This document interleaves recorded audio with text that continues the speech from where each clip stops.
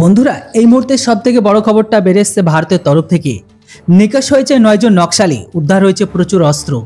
ভোটের মুখেই বড় সাফল্য পেল সেনা। নকশাল দমনে ফের একবার বড় সাফল্য পেল নিরাপত্তা বাহিনী। মঙ্গলবার দিন সকালে ছত্তিশগড়ের বিজাপুরে মোট 9 জন নকশালের এনকাউন্টার করেছে পুলিশ বাহিনী।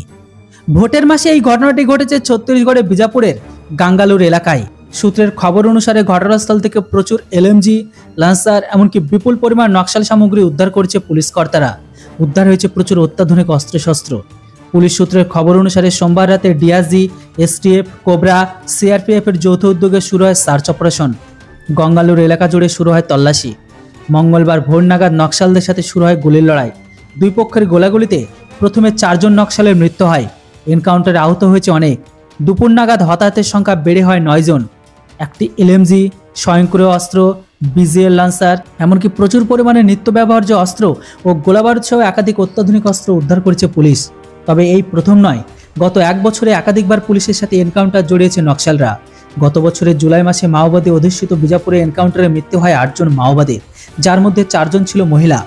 চলতি বছরের শুরুতে একপ্রস্ত গোলাগুলিতে জড়িয়েছিল মাওবাদী ও নিরাপত্তা বাহিনী।